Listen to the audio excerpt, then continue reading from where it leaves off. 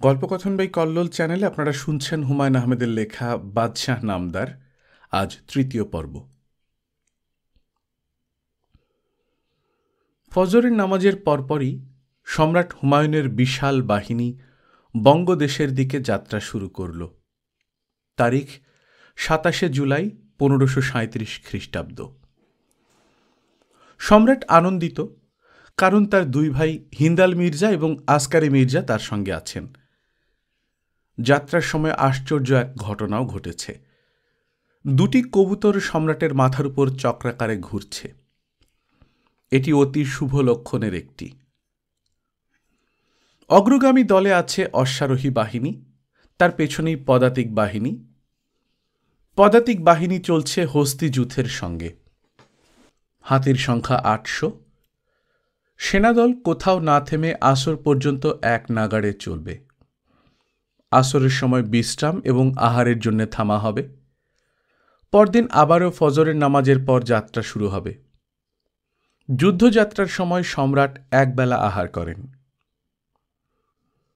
প্রথম যাত্রা বিরতিতে সম্রাটকে যে খাবার দেওয়া হয়েছিল তার বর্ণনা এরকম: পোলাও ৫ ধরনের, রুটি ৭ প্রকারের, পাখির মাংস, কিশমিশের রসে ভেজানো পাখি ঘিতে ভেজে দেওয়া। পাখিদের মধ্যে আছে হরিয়াল, বনমোরগ, বিশেষ শ্রেণীর ময়ূর। ভেড়ার মাংস, আস্ত ভেড়ার রোস্ট। বাছুরের মাংস, কাবাব। পাহাড়ি ছাগের মাংস, আস্ত রোস্ট, সম্রাটের বিশেষ পছন্দের খাবার। ফল, শরবত, মিষ্টান্ন। সম্রাট হুমায়ুন এবং তার পরিবারের জন্য যুদ্ধকালীন বাবুর্চির সংখ্যা ছিল ১,০০০। প্রধান বাবুর্চি নকি খান নতুন নতুন খাবার উদ্ভাবন করতেন। তার উদ্ভাবিত একটি খাবার পুরনো ঢাকার কিছু রেস্তোরাঁয় এখনও পাওয়া যায়। খাবারের নাম গ্লাসি।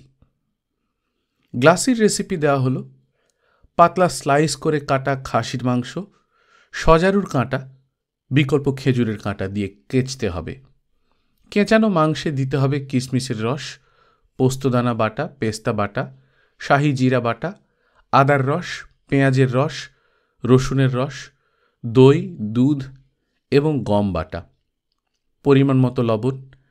এতে যুক্ত হবে জয়ত্রী গুঁড়া, জায়ফল গুঁড়া, দারুচিনি গুঁড়া। সব ভালো মতো মেখে মাটির হাঁড়িতে রেখে ঢাকনা লাগিয়ে দিতে হবে। মাটির হাঁড়ি সারাদিন রোদে থাকবে। খাবার পরিবেশনের আগে আগে অল্প আঁচে মাংসের টুকরো মহিষের দুধের ঘিতে ভাজতে হবে। বঙ্গদেশের দিকে যাত্রার সময় তার রসদখানায় মহিষের দুধের ঘি ছিল ১০ মণ এবং গরুর দুধের ঘি ছিল ৩০ মণ। সৈন্যদের খাবার ছিল ১ ঘটি দুধ, জবের রুটি, ১ পোয়া ছাতু, মাংস এবং পেঁয়াজ। যাত্রা বিরতির প্রথম রাত্রি। হুমায়ুন এশার নামাজ শেষ করে তার জন্য খাটানো চৌবনরতি তাঁবুতে গেছেন। গান বাজনা শুনে আফিং খেয়ে ঘুমোবেন। তার নিজস্ব ভৃত্য জওহর আবদাবজি তাকে জানালো শের খাঁ তার জন্য কিছু উপহার পাঠিয়েছেন। উপহারের মধ্যে আছে ৩ জন অতি রূপবতী বাঙ্গাল মুলুকের তরুণী এবং ৭ জন হিজড়া। উপহারের সঙ্গে একটি পত্র আছে। সম্রাট পত্র পাঠ করলেন।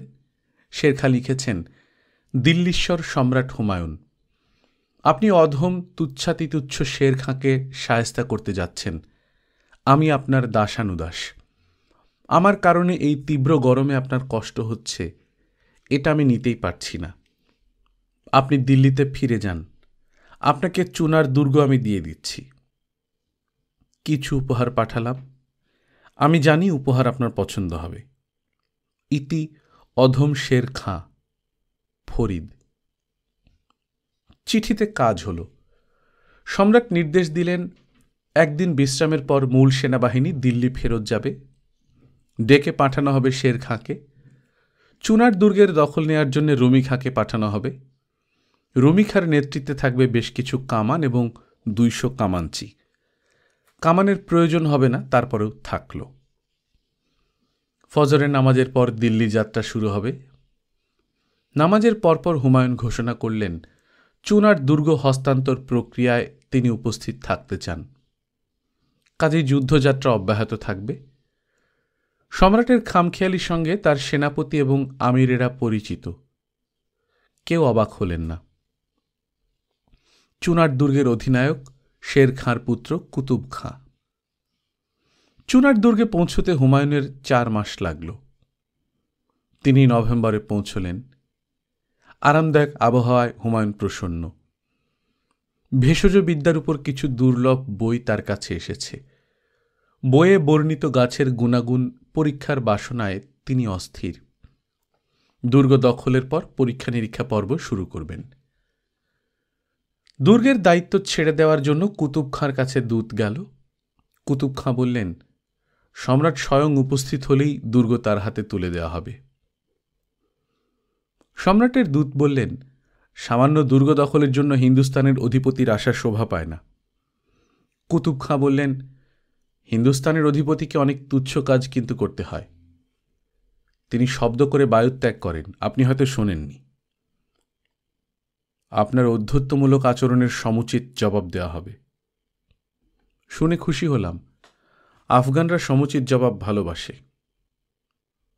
আপনি যে নোংরা কথাগুলো বলেছেন, আমি নিজে সম্রাটকে তা জানাব।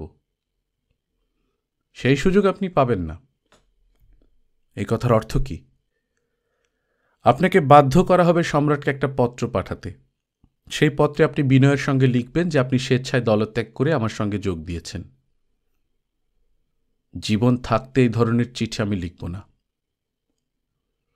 জীবন থাকা অবস্থাতেই লিখবেন। আমার নির্দেশে আপনাকে খোঁজা করানো হবে। খোঁজা করার প্রক্রিয়া শুরু হওয়া মাত্রই আপনি চিঠি লিখতে রাজি হবেন। সম্রাট হুমায়ুন তার দূতের কাছ থেকে একটা চিঠি পেলেন। চিঠিতে জানলেন এই আমির দলত্যাগ করেছে। তার শক্তি ও সামর্থ্য সে ব্যয় করবে আফগানদের জন্যে। হতভম্ব সম্রাট রুমি খাঁকে দুর্গ দখলের নির্দেশ দিলেন। রুমি খাঁ কামান দাগতে শুরু করলেন। এর উত্তরে কুতুব খাঁর দুর্গের ভেতর থেকে কামানের গোলা বৃষ্টির মতো পড়তে শুরু করল। কুতুব খাঁর কামানগুলি ছোট, তবে তাদের নিশানা অব্যর্থ। রুমি খাঁকে পেছনে হটতে হল। মোঘল সৈন্যরা দুর্গ অবরোধ করে 5 মাস বসে রইল। দুর্গ দখল করতে পারল না। এর মধ্যেই শুরু হল বঙ্গের বিখ্যাত বৃষ্টি। সম্রাট হুমায়ুন দোতলা তাঁবুর বারান্দায় দাঁড়িয়ে আছেন। তার দৃষ্টি পশ্চিমের দিগন্ত রেখায়। ফজরের নামাজ শেষ হয়েছে। সূর্য এখনো পুরোপুরি ওঠেনি। পশ্চিম আকাশে মেঘের ঘনঘটা। সম্রাট প্রথম সূর্যকিরণ কপালে মাখতে চাইছেন। এই মুহূর্তে হুমায়ুনের সৌভাগ্যের ঘাটতি যাচ্ছে। 6 মাস পার হয়েছে, চুনার দুর্গ দখল হয়নি। গোলন্দাজ বাহিনীর প্রধান মীর আতস পুরোপুরি ব্যর্থ। সে নৌকায় কামান বসিয়ে কামান দাগার হাস্যকর চেষ্টা করেছিল। কামান দাগা মাত্র গোলার প্রবল বিপরীত ধাক্কায় 2টি বড় নৌকা কামান ও বারুদসহ পানিতে ডুবে গেছে। কামানের সঙ্গে 3 জন কামানচিও পানিতে। তারা সাঁতার না জানার কারণে পানির নিচ থেকে উঠে আসতে পারেনি। পশ্চিম আকাশের মেঘ পরিষ্কার হচ্ছে না, বরং গাঢ় হচ্ছে। ঘন কালো মেঘের যে বিচিত্র সৌন্দর্য আছে তা হুমায়ুন আগে লক্ষ্য করেননি। আকাশের এই ছবি এঁকে ফেলতে পারলে ভালো হতো। তার ছবি আঁকার হাত এখনো সেই পর্যায়ে আসেনি। আফসোস। আলাম্পনা। হুমায়ুন পেছনে তাকালেন। জওহর আবদাবচি সম্রাটের পিছনে দাঁড়িয়ে আছে। তার মুখ হাসি হাসি। জওহর, সুপ্রভাত। জওহর লজ্জায় মাথা নিচু করল। সে কিছু বলার আগেই সম্রাট তাকে সুপ্রভাত জানালেন। কি লজ্জা, কি লজ্জা! জওহর আমতা আমতা করে বলল, সুপ্রভাত মহান সম্রাট। আমি আপনার জন্য সুসংবাদ নিয়ে এসেছি। কিছুক্ষণ আগে রুমি খাঁ দলবল নিয়ে চুনার দুর্গে প্রবেশ করেছে। শের খাঁর ছেলে দুর্গ ছেড়ে পালিয়ে গেছে। শুকুর আলহামদুলিল্লাহ। আমার হৃদয় এই মুহূর্তে আনন্দে পরিপূর্ণ। আমার কাছে তুমি কি উপহার প্রার্থনা করো? আপনার স্নেহ। আল্লাহ পাক সাক্ষী, আপনার স্নেহ এবং করুণা ছাড়া আমার আর কিছুই চাইবার নেই। আমি আমৃত্যু আপনাকে পানি খাইয়ে যেতে চাই। তাই হবে। আমি 2টি রাজকীয় ফরমান জারি করব, কলমচিকে আসতে বলো।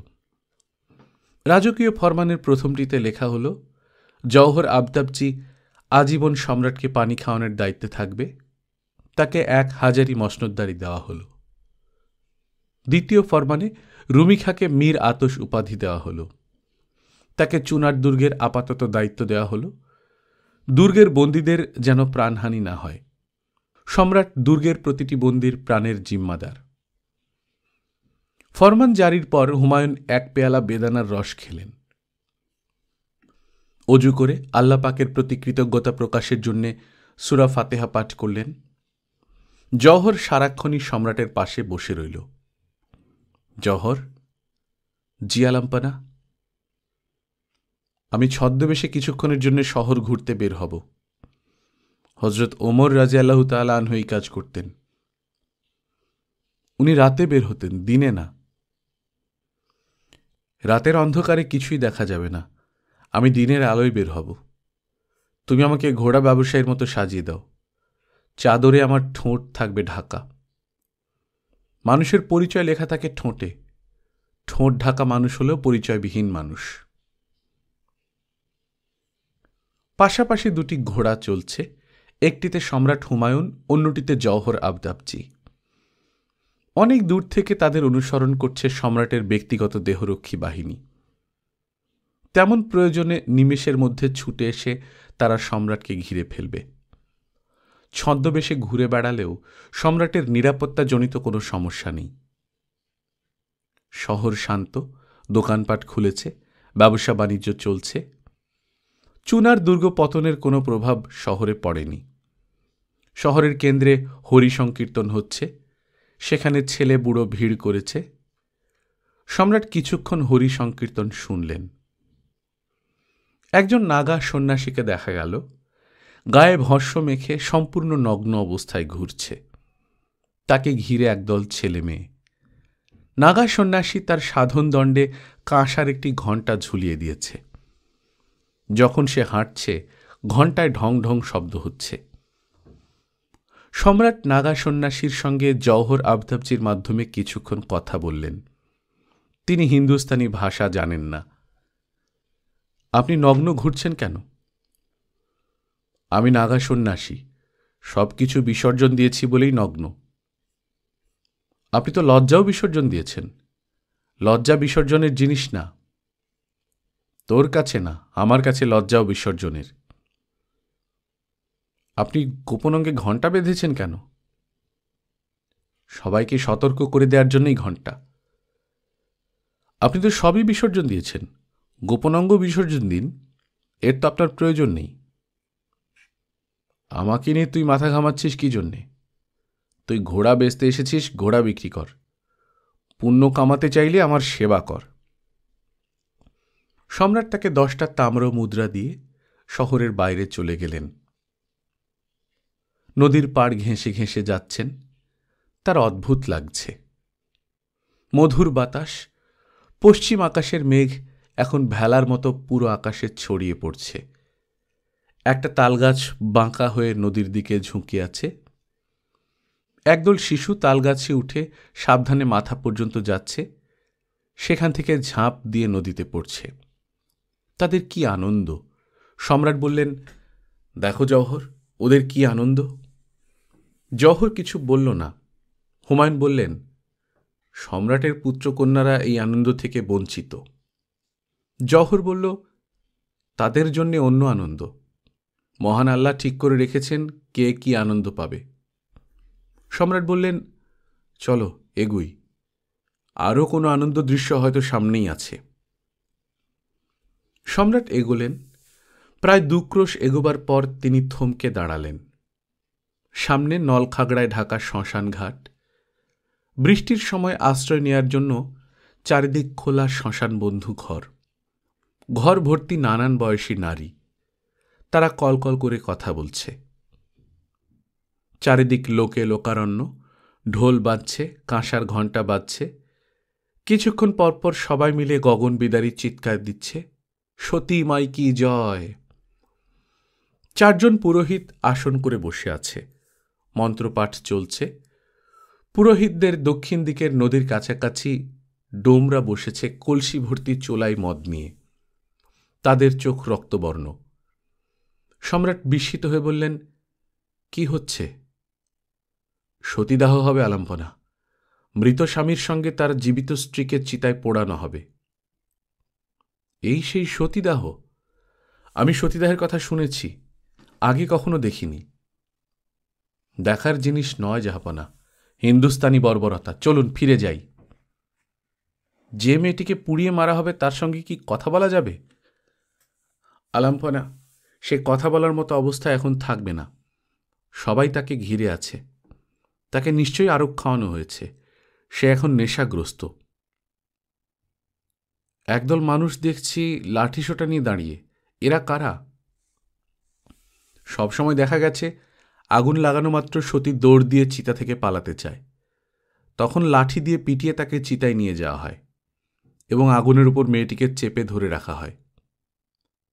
এ তো নরকের বর্বরতা। অবশ্যই। আমি এই মুহূর্তে ফরমান জারি করে সতীদাহ বন্ধ করতে চাই। আলাম্পনা, গুস্তাকি মাফ হয়। আপনার সমস্ত প্রজা হিন্দু। আপনি ওদের ধর্মীয় কর্মকাণ্ডে বাধা দিলে তারা বৈরী হয়ে উঠবে।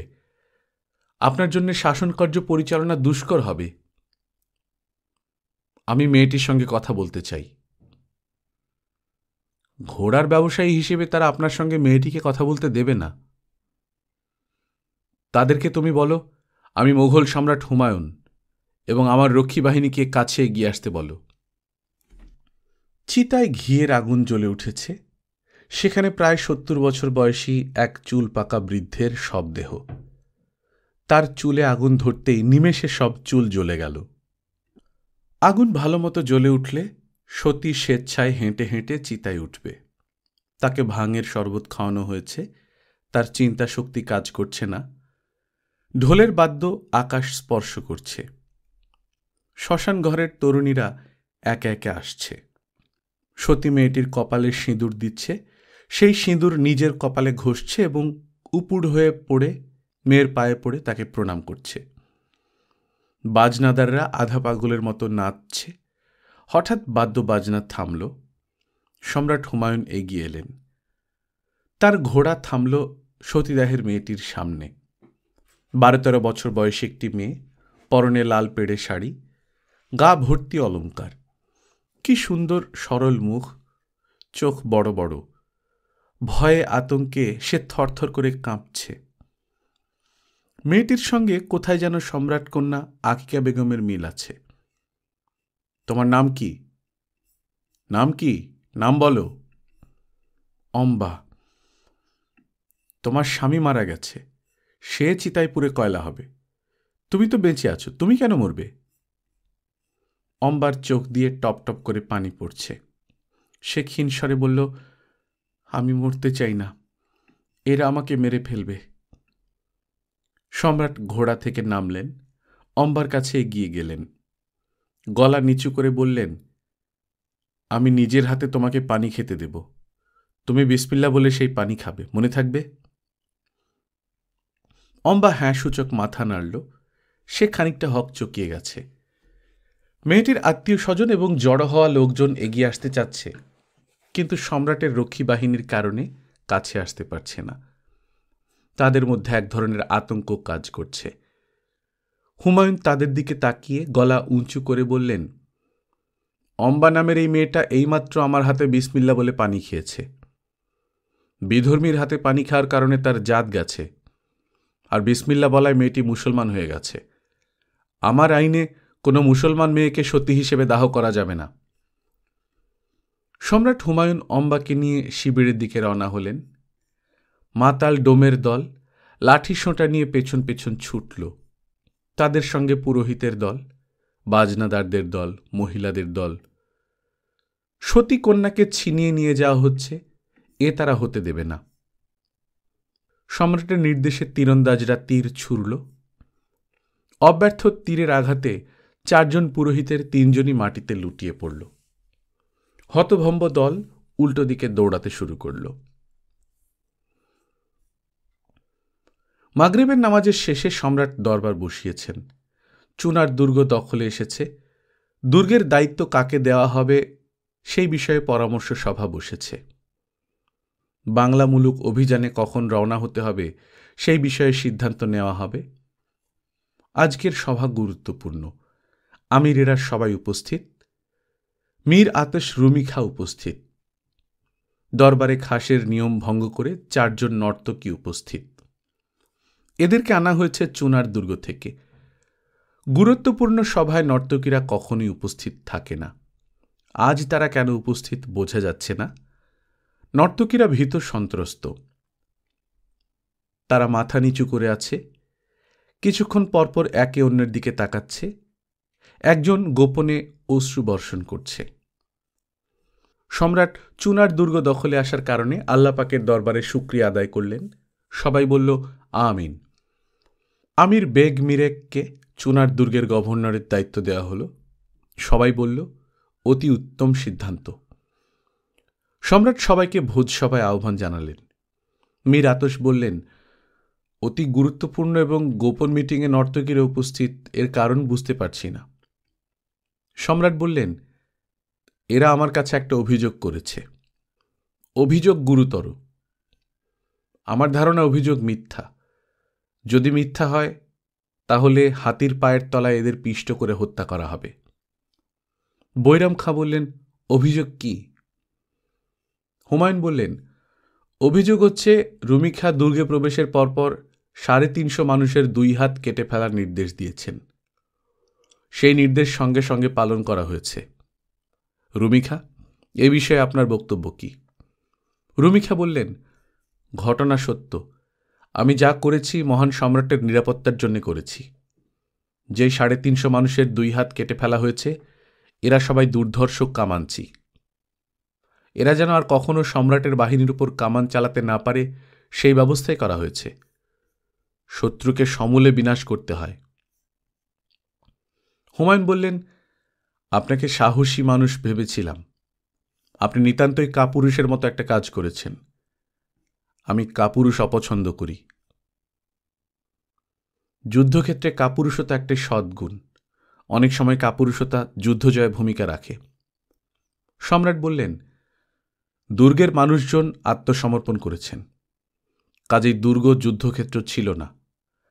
আপনি যে ভয়াবহ অন্যায় করেছেন তার শাস্তি আপনারও 2 হাত কেটে নেওয়া। উপস্থিত আমিরদের একজন বললেন, সম্রাটকে আমি তার আদেশ পুনর্বিবেচনা করার জন্য অনুরোধ করছি। সম্রাটের কামানবহর পরিচালনার দায়িত্ব রুমি খাঁর ওপর। শের খানের বিরুদ্ধে আমরা যুদ্ধযাত্রা করব। যুদ্ধের জয় পরাজয় নির্ভর করবে কামানের উপর, অর্থাৎ রুমি খাঁর নৈপুণ্যের উপর, যার রণকৌশলে মুগ্ধ হয়ে সম্রাট তাকে মীর আতশ সম্মানে সম্মানিত করেছেন। হুমায়ুন বললেন, যুদ্ধের জয় পরাজয় নির্ভর করে মহান আল্লাহ পাকের ইচ্ছায়, কাপুরুষ রুমি খাঁর নৈপুণ্যে না। আগামীকাল ফজর নামাজের পর মীর আতশের 2 হাত কনুই থেকে কেটে ফেলার নির্দেশ দিচ্ছি। সম্রাট দরবার ছেড়ে উঠে গেলেন। মাগরিবের নামাজের সময় হয়েছে। তিনি অজু করার জন্য উঠে পড়লেন। রুমি খাঁকে গ্রেফতার করে তাঁর তাঁবুতে নিয়ে যাওয়া হল। রুমি খাঁ সেই রাতেই বিষ খেয়ে আত্মহত্যা করলেন। অম্বার জায়গা হয়েছে হুমায়ুনের মেয়ে আকিকা বেগমের তাঁবুতে। অম্বা অতি দ্রুত স্বাভাবিক হয়ে গেছে। একদিন আগের ঘটনার স্মৃতি কিছুই তার মনে নেই। অম্বা আকিকা বেগমের তাঁবুর জাঁকজমক দেখে হতভম্ব। 4 জন খোঁজা প্রহরী সারাক্ষণ তাঁবু পাহারা দিচ্ছে। আকিকা বেগমের সেবায় নিযুক্ত আছে 8 জন দাসী। 2 জন দাসীর হাতে ময়ূরের পালকে বানানো বিশাল পাখা। তারা সারাক্ষণই হাওয়া করছে। আকিকা বেগম অম্বাকে খুবই পছন্দ করেছে। সে তার সঙ্গে পদ্ম ফুল পাতিয়েছে। আকিকা বেগম তার গলার নীলকান্তমণির মালা অম্বার গলায় পরিয়ে দিয়েছে। এখন চলছে ধাঁধার আসর। ধাঁধার উত্তর যে দিতে পারবে না তাকে সঙ্গে সঙ্গে নাকে মাটি ঘষতে হবে। 2 জনের হাতেই মাটির দলা। আকিকা বলল, দিনে রাজপ্রাসাদে থাকে, রাতে থাকে জঙ্গলে, ফজরের ওয়াক্তে থাকে মাটির নিচে, এটা কি? অম্বা বলল, জানি না। আকিকা বলল, মাটি ঘষো। অম্বা নাকে মাটি ঘষল। আকিকা বলল, এবার তোমার পালা। অম্বা বলল, তার 100 চোখ, কিন্তু সে চোখে দেখে না। আকিকা বলল, 100 চোখ কিন্তু চোখে দেখে না? আমি জানি না, এটা কি? এর নাম আনারস। আনারস আবার কি? এক ধরনের ফল, বাঙাল মুলুকে পাওয়া যায়। আকিকা বেগম আনারস ফল বাঙাল মুলুক থেকে আনার হুকুম দিল। ফল দেখার পর সে নাকে মাটি ঘষবে। আকিকা বেগমের নির্দেশে 2 জন অশ্বারোহী আনারসের সন্ধানে গেল। অম্বা হতভম্ব। বাচ্চা একটি মেয়ের এত ক্ষমতা! শের খাঁ গোপন বৈঠকে বসেছেন। চুনার দুর্গ হাতছাড়া হওয়ায় তাকে মোটেই বিচলিত মনে হচ্ছে না। শের খাঁর 2 পুত্র এবং 3 জন সেনাপতি বৈঠকে উপস্থিত। শের খাঁ বললেন, আমি নিশ্চিত সম্রাট হুমায়ুনকে আমরা পরাজিত করব। আমার পরিকল্পনা নির্ভুল। চুনার দুর্গ দখলের জন্য হুমায়ুন 6 মাস অপেক্ষা করেছেন। এই 6 মাস আমি শক্তি সঞ্চয় করেছি। সম্রাটের প্রধান স্তম্ভ রুমিখা গত। এটা আমাদের জন্য পরম সৌভাগ্যের ব্যাপার। উপস্থিত সবাই বললেন, মার হাবা। শের খাঁ বললেন, এখানে উপস্থিত সবার প্রতি আমার একটা কঠিন নির্দেশ আছে। সম্রাট হুমায়ুনকে কোনো অবস্থাতেই হত্যা করা যাবে না। শের খাঁ পুত্র জালাল খাঁ বললেন, কেন না? শের খাঁ বললেন, হুমায়ুন আমার পরম শত্রু, এটা সত্যি, কিন্তু তিনি এমন শত্রু যাকে আমি শ্রদ্ধা এবং সম্মান করি। তিনি মহান মানুষদের একজন। এই মানুষটির অন্তর স্বর্ণখণ্ডের মতো উজ্জ্বল। সেখানে কলুষতার কণামাত্রও নাই। শের খাঁর উজির বললেন, শত্রু সম্পর্কে এমন প্রশংসাসূচক বাক্য দুর্বলতার নামান্তর। শের খাঁ বললেন, আমি অবশ্যই এই মানুষটির প্রতি দুর্বল। আমি সম্রাটের লেখা একটি কবিতা পাঠ করছি। পাঠ শেষ হওয়া মাত্র আপনারা বলবেন, মারহাবা। অশ্ব অশ্বারোহীর বন্ধু নয়, যেমন বন্ধু নয় বায়ু মেঘমালার। বন্ধু হবে এমন যাদের সঙ্গে কখনো দেখা হবে না। দুজনই থাকবে দুজনের কাছে অদৃশ্য। দৃশ্যমান থাকবে তাদের ভালোবাসা। শের খাঁর উজির নিতান্ত অনিচ্ছার সঙ্গে বললেন, মারহাবা। হিন্দুস্তানি এক নগ্নগাত্র জাদুকর এসেছে সম্রাটকে ভোজবাজি দেখাতে। তার কোমরের কাছে মাল কোঁচা দিয়ে পরা নোংরা ধুতি, মাথায় বিশাল সাদা পাগড়ি। পাগড়ি পরিষ্কার, ঝকঝক করছে। সে কৃষকায়, গাত্রবর্ণ পাতিলের তলার মতো কালো। ভোজওয়ালার সঙ্গে তার কন্যা, বয়স 4-5। সেও নগ্নগাত্র, লাল টুকটুকে প্যান্ট পরেছে। মেয়েটির চোখ মায়াকাড়া। সে এক দৃষ্টিতে তাকিয়ে আছে সম্রাটের দিকে। একবারের জন্যেও দৃষ্টি ফিরিয়ে নিচ্ছে না। তার দৃষ্টিতে ভয় এবং বিস্ময়। সম্রাট বসেছেন তার পরিবারের সদস্যদের নিয়ে। পরিবারের বাইরে আছে অম্বা, কিছু পরিচারিকা এবং একদল খোঁজা প্রহরী। সম্রাট বললেন, খেলা দেখাও। বাজিকর সম্রাটকে কুর্নিশ করল। এতক্ষণ দেখা যাচ্ছিল তার 2 হাতই খালি। এখন তার ডান হাতে একটা আমের আঁটি দেখা গেল। সে আমের আঁটি মাটিতে পুঁতে দিল। প্রায় সঙ্গে সঙ্গেই মাটি ফুঁড়ে আম গাছ বের হতে শুরু করল। সম্রাট বললেন, সুবহান আল্লাহ। বাজিকর গাছের উপর দিয়ে একবার হাত বুলিয়ে নিতে দেখা গেল গাছে 3টি পাকা আম ঝুলছে। বাজিকর আম 3টা ছিঁড়ে সম্রাটের সামনে রেখে আবারও কুর্নিশ করল। সম্রাট বললেন, মারহাবা, বলেই বিস্ময়ে অভিভূত হলেন। যেখানে আম গাছ ছিল সেখানে গাছ নেই। কুণ্ডলি পাকিয়ে বিষধর গোখরো সাপ বসে আছে। সাপ ফনা তুলেছে, ফোঁস ফোঁস শব্দ করছে। মহিলারা অস্ফুট শব্দ করে নড়ে চড়ে বসলেন। জাদুকর মাথার পাগড়ি খুলে সাপ ঢেকে দিল। বিড়বিড় করে মন্ত্র পড়ে ফুঁ দিতেই দেখা গেল পাগড়ির ভেতরে কোনো সাপ নেই। সাপের পরম শত্রু লাল চোখা বেজি বসে আছে। এবারে সবাই একসঙ্গে বলল, মার হাবা। সম্রাট বললেন, তুমি কি আমার সঙ্গে দিল্লি যাবে? আমি তোমাকে জায়গির দেব। বিশেষ বিশেষ উৎসবে তোমার খেলা তুমি দেখাবে। সম্রাট কথা বললেন দোভাষীর মাধ্যমে, তিনি হিন্দুস্তানি জানেন না। জাদুকর বলল, না। না কেন? নদী অতিক্রম করা আমার জন্য নিষেধ। কে নিষেধ করেছেন? আমার গুরু। জাদুকর গুরুর উদ্দেশ্যে আকাশের দিকে তাকিয়ে 2 হাত জোড় করল। সম্রাট বললেন, জাদু দেখানোর সময় তুমি মন্ত্র পাঠ করেছ। মন্ত্র বলে কি কিছু আছে? আছে। সবচেয়ে কঠিন মন্ত্র কোনটি? শূন্যে ভাষা মন্ত্র। এই মন্ত্র পড়লে শূন্যে ভাষা যায়। তুমি শূন্যে ভাসতে পারো? আমি পারি না, আমার গুরু পারেন। জাদুকর আবারও গুরুর উদ্দেশ্যে 2 হাত জোড় করল। তুমি কি পারো? আমি পানির ওপর হাঁটতে পারি, তবে নদীর পানি না, দিঘির শান্ত পানি। নদীর পানির উপর দিয়ে হাঁটা আমার গুরুর নিষেধ। তুমি কি পানির উপর দিয়ে হাঁটার জাদু আমাকে দেখাতে পারবে? পারব।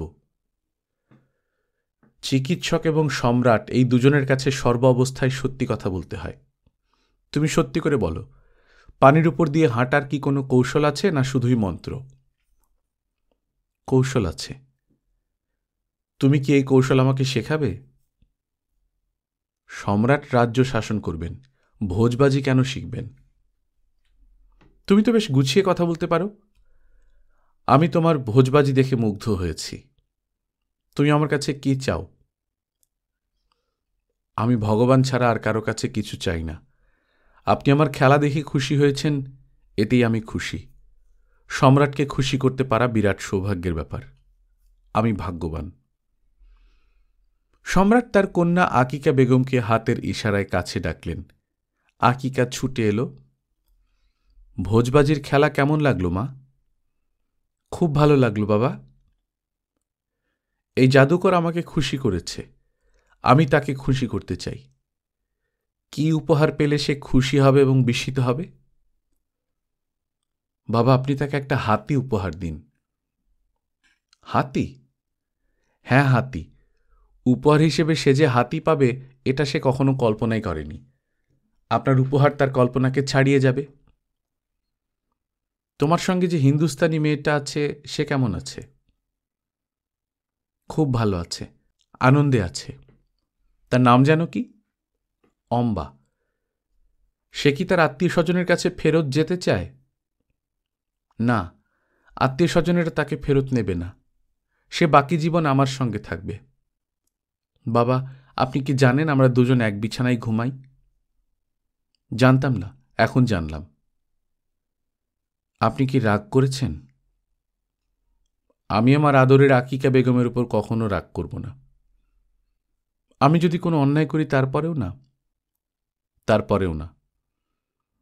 তুমি কি কোনো অন্যায় করেছ? করেছি, অনেক বড় অন্যায় করেছি। অন্যায়টা কি বলবে? না। আচ্ছা, ঠিক আছে, তোমার বড় অন্যায় ক্ষমা করা হলো। সম্রাটের নির্দেশে হিন্দুস্তানি জাদুকরকে একটা হাতি উপহার হিসেবে দেওয়া হলো। হতভম্ব জাদুকর এবং তার মেয়েকে হাতির পিঠে চড়িয়ে দেওয়া হলো। বাচ্চা মেয়েটি আতঙ্কে অস্থির হয়ে বাবাকে জড়িয়ে ধরে থাকল। হাতির পিঠে হিন্দুস্তানি জাদুকর এবং তার কন্যার মোঘল রীতিতে আঁকা একটা পেইন্টিং ব্রিটিশ জাদুঘরে রক্ষিত আছে। শের খাঁ তার সমর বিশারদদের নিয়ে গোপন বৈঠকে বসেছেন। সমর বিশারদদের 4 জনের মধ্যে আছে তার 2 পুত্র জালাল খাঁ, সাইফ খাঁ এবং 2 সেনাপতি। শের খাঁ বললেন, যুদ্ধ শুরুর আগে শত্রুর সবল এবং দুর্বল দিকগুলি খুঁজে বের করতে হয়। সম্রাট হুমায়ুনের সবল এবং দুর্বল দিক কি? জালাল খাঁ বললেন, সম্রাট হুমায়ুন ভীরু মানুষ, এটাই তার দুর্বল দিক। তার কামান বাহিনী হল তার সবল দিক। পুত্র, তুমি ভুল বললে। হুমায়ুন অসম্ভব সাহসী একজন মানুষ, আমোদপ্রিয় তবে সাহসী। আর তার বিশাল কামান বাহিনী তার সবচেয়ে দুর্বল দিক। কেন? কামান বহর নিয়ে শত্রুর ওপর ঝাঁপিয়ে পড়া যায় না। এত কামান কিভাবে দ্রুত টেনে নেবে? কামান বহরকে স্থির হয়ে এক জায়গায় থাকতে হয়। বিশাল কামান বহর নিয়ে আক্রমণ করা যায় না, শত্রু প্রতিরোধ করা যায়। জালাল খাঁ বললেন, আমি এইভাবে ভাবিনি। আপনার কথা সত্য, তবে সম্রাট হুমায়ুন যে কাপুরুষ, এই কথাটিও সত্য। তুমি মনে হয় পানিপথের যুদ্ধের কথা ভুলে গেছ। পানিপথে সম্রাট বাবরের ডান বাহুর দায়িত্বে ছিলেন হুমায়ুন। তিনি অসাধারণ বীরত্ব দেখিয়েছেন। বাহাদুর শাহের হাত থেকে তিনি কিভাবে চিতর ছিনিয়ে এনেছেন তাও সম্ভবত তোমার মনে নেই। সম্রাট হুমায়ুন সাহসী কিন্তু খেয়ালি মানুষ। তার চরিত্রের খেয়ালি অংশটাই হলো তার সবচেয়ে বড় দুর্বলতা। এই দুর্বলতাকেই ব্যবহার করব আমরা। কিভাবে? নানান খেয়ালে তিনি যেন সময় পার করতে পারেন, আমরা সেই চেষ্টা করব। জাদুবিদ্যার একটা প্রাচীন বই জোগাড় করেছি, সেই বই তাকে পাঠিয়ে দেয়া হবে। বইটি প্রাচীন কোনো অপ্রচলিত ভাষায় লেখা। সম্রাটের সময় যাবে বইটির ভাষা উদ্ধার করতে। আমি ত্রিপুরা রাজ্য থেকে একটা হাতির বাচ্চা জোগাড় করেছি। বাচ্চাটির বিশেষত্ব হচ্ছে প্রকৃতির অদ্ভুত খেয়ালে সে 2টা সুর নিয়ে জন্মেছে। সম্রাট 2 সুরের হাতির বাচ্চা নিয়েও সময় কাটাবেন। আমি কিভাবে শক্তি সংগ্রহ করছি তা তার চোখ এড়িয়ে যাবে। সাইফ খাঁ বললেন, সম্রাট তো একা নন, তার পরামর্শদাতারা আছেন, আমিররা আছেন, অতি বিচক্ষণ সেনাপতি বৈরাম খাঁ আছেন। এদের সবার চোখ আমরা কিভাবে এড়াব? শের খাঁ অসহিষ্ণু গলায় বললেন, সম্রাট চোখ বুঝলে তার অনুসারীদেরও চোখ বুঝতে হয়, এটাই নিয়ম। সম্রাট এবং তার অনুসারীদের বিভ্রান্ত করবার জন্য আমি কিছু কূটকৌশলের ব্যবস্থাও করেছি। কিরকম? আমি অতি দুর্বল একদল যোদ্ধাকে পাঠাবো সম্রাটকে আক্রমণ করার জন্যে। তারা পরাজিত হবে। সম্রাটের ধারণা হবে শের খাঁর বাহিনী দুর্বল। শের খাঁর প্রধান সেনাপতি ওসমান বললেন, কৌশলটা ভালো। সম্রাটের কাছে আমি একটা পত্র পাঠাচ্ছি, এই পত্রেও আমার দুর্বলতা প্রকাশ পাবে। জালাল খাঁ বললেন, কি পত্র পাঠাচ্ছেন, আমরা কি শুনতে পারি? হ্যাঁ, হিন্দুস্থানের মালিক, মহাপরাক্রমশালী সিংহহৃদয় জ্ঞান তাপস মহান মুঘল সম্রাট বাদশাহ নামদার হুমায়ুন, অধীন শের খাঁর বিনম্র সালাম গ্রহণ করুন। আসসালামু আলাইকুম। নিবেদন এই যে বাদশার সম্মানে আমি 2টি সামান্য উপহার পাঠালাম। 2 সুর বিশিষ্ট একটি হস্তি শাবক, নাম হরিমতি, এই সঙ্গে জাদুবিদ্যার একটি প্রাচীন অপ্রচলিত ভাষায় রচিত গ্রন্থ। জাদুবিদ্যার প্রতি আপনার আগ্রহের কথা জেনেই এমন ক্ষুদ্র উপহার পাঠানোর সাহস করেছি। আপনার প্রতি আমার সামান্য নিবেদন, অধীনের এই নিবেদন আপনি গুরুত্বের সঙ্গে বিবেচনা করবেন কিনা তা আপনার বিবেচনা। মাঝে মাঝে বৃহৎ বপু হস্তিকেও সামান্য মুশিকের কথা শ্রবণ করা জরুরি হয়ে পড়ে। চুনার দুর্গের পতনের পর আমার 2 বীরপুত্র জালাল খাঁ এবং সাইফ খাঁ মানসিকভাবে বিপর্যস্ত। তারা প্রতিশোধ নিতে বদ্ধপরিকর। যে কোনো দিন আমার এই 2 পুত্র আপনার সেনাবাহিনীর উপর ঝাঁপিয়ে পড়তে পারে। এর ফলাফল শুভ না হওয়ার কথা। আমার এই 2 পুত্র অসীম সাহসী। প্রতিশোধ গ্রহণের উত্তেজনায় এই সাহস বহুগুণে বর্ধিত হয়েছে। আমার পুত্রদের কাছে মোঘল বাহিনীর পরাজয় হলে হিন্দুস্তানের মালিক সম্রাট হুমায়ুনের জন্য তা বিরাট কলঙ্ক। আমি সম্রাটকে এই কলঙ্কের বোঝা নিয়ে দিল্লি প্রস্থানের কথা চিন্তাও করি না। সম্রাটের কলঙ্ক তার দিন সেবক শের খাঁর কলঙ্ক। এখন আমার অনুরোধ এবং উপদেশ, আপনি অতি দ্রুত দিল্লির দিকে যাত্রা করুন। আমি আমার ধৃষ্টতার জন্য ক্ষমা প্রার্থনা করছি। আপনাকে বিনয়ের সঙ্গে জানাচ্ছি, পুত্রদের উপর আমার তেমন নিয়ন্ত্রণ নেই। আপনি নিজে একজন মহাবীর। আপনি ভালোই জানেন বীররা নিয়ন্ত্রণ পছন্দ করে না। ইতি বিনীত সম্রাটের পদধূলি সম শের খাঁ। শের খাঁ পত্র পাঠ শেষ করে 2 পুত্রের দিকে তাকিয়ে বললেন, তোমাদের কিছু বলার আছে? জালাল খাঁ বললেন, আমরা 2 ভাইয়ের যে কোনো একজন মোঘলদের সঙ্গে নকল যুদ্ধ করতে যাব এবং ইচ্ছাকৃতভাবে পরাজিত হব, তাই তো? হ্যাঁ, স্বেচ্ছা পরাজয়ের ফলাফল হল মোগলদের হাতে বন্দী হওয়া। সেই সম্ভাবনা অবশ্যই আছে। মোগলদের হাতে বন্দী হওয়া মানে হাতির পায়ের চাপে পিষ্ট হয়ে মৃত্যুবরণ। এই কথাও ঠিক, বড় মঙ্গলের স্বার্থে ক্ষুদ্র অমঙ্গল গ্রহণ করতে হয়। সাইফ খাঁ বললেন, নকল যুদ্ধ করতে কে যাবে? শের খাঁ বললেন, তুমি যাবে। মূল যুদ্ধে জালাল খাঁকে আমার প্রয়োজন। সে তোমার চেয়ে অনেক গুণ বিচক্ষণ যোদ্ধা। সাইফ খাঁ বললেন, কবে যাব যুদ্ধে? সম্রাট যেদিনই পত্র পাবেন তার 7 দিন পর। প্রধান সেনাপতি ওসমান বললেন, আপনার 2 পুত্রের কাউকেই পাঠানোর প্রয়োজন নেই, আপনার সেনাপতিদের একজন যাবে। শের খাঁ বললেন, তাতে আমার উদ্দেশ্য সিদ্ধ হবে না। তবে সাইফ খাঁর ভয়ের কোনো কারণ নেই। সে যদি ধরাও পড়ে, তার পরিচয় পাওয়ার পর হুমায়ুন তাকে আমার কাছে সসম্মানে ফেরত পাঠাবেন। সম্রাট হুমায়ুনের চরিত্রের সবচেয়ে দুর্বল দিক হচ্ছে তার করুণা এবং ক্ষমা। আমরা তার এই দুর্বলতা ব্যবহার করব। শের খাঁর উপহার পেয়ে সম্রাট হুমায়ুন উত্তেজিত। জাদুর প্রাচীন বইটিকে স্বর্ণখনি মনে হচ্ছে তার। তিনি ভাষা পড়তে পারছেন না, তবে বইয়ে অনেক ছবি। ছবিগুলি বইটির বিশেষত্ব বলে দিচ্ছে। একটা ছবিতে দেখা যাচ্ছে একজন মানুষের মুন্ডু ধড় থেকে আলাদা করা।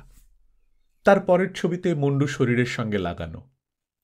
একটা ছবিতে মানুষের শরীরের সঙ্গে বিড়ালের মাথা লাগানো। সম্রাট হিন্দুস্তানের বিভিন্ন ভাষার পণ্ডিতদের জড়ো করার নির্দেশ জারি করেছেন। তাদের কেউ না কেউ গ্রন্থের পাঠোদ্ধার করতে পারবে। 2 সুরের হস্তিশাবক দেখেও তিনি উত্তেজিত। প্রকৃতির বিশেষ খেয়ালে এরকম একটি হস্তিশাবকের জন্ম হয়েছে, নাকি এটি বিশেষ কোনো প্রজাতি? বিষয়টি নিয়ে ব্যাপক অনুসন্ধান হওয়া প্রয়োজন। হরিমতি এখন আছে আকিকা বেগমের তত্ত্বাবধানে। আকিকা বেগম এবং তার বান্ধবী অম্বা হরিমতিকে পেয়ে আনন্দে আত্মহারা।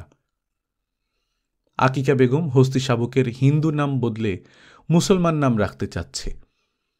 অনেকগুলি নাম সে তার কোরআন পাঠ শিক্ষক ওস্তাদের সাহায্যে আলাদা করেছে।